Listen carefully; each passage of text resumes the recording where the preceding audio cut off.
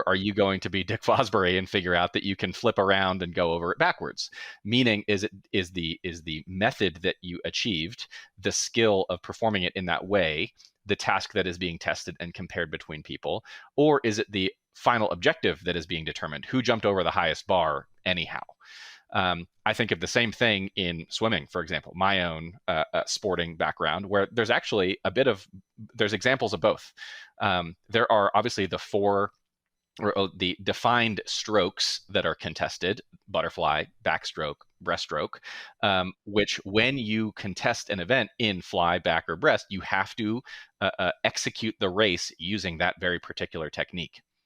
In a freestyle race, you can use any stroke you want, even though most people, when you watch a quote unquote freestyle race, you see them perform the front crawl, because for most people, they tend to be fastest at that.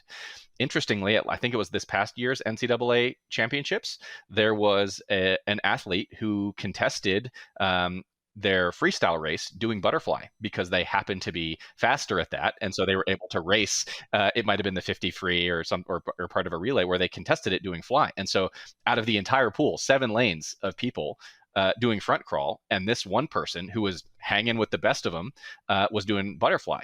And so you could view that as a sumo deadlifter in a sea of conventional deadlifters, or vice versa. And you can say, hey, is that person cheating? Well, in that particular defined event, a freestyle event, the question is, who gets to the wall first? Don't care how, right?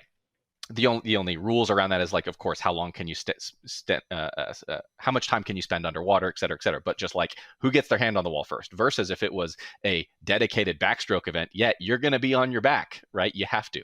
So that's kind of how I'm thinking about this question. In powerlifting, it's not clear to me, when we talk about this competitive event in the sport of a deadlift, is the event who picked up the most weight anyhow, or is it, which would need to be defined more clearly, who can pick up the most weight with their arms outside their legs, for example, which would need to be more explicitly defined. And so I think the reason why this is contentious, why this is difficult, is that it's not clear in the way this sport is defined, this event is defined. Is this an outcome event of, is it just called the pickup event, and you have a weight in front of you and you just pick it up?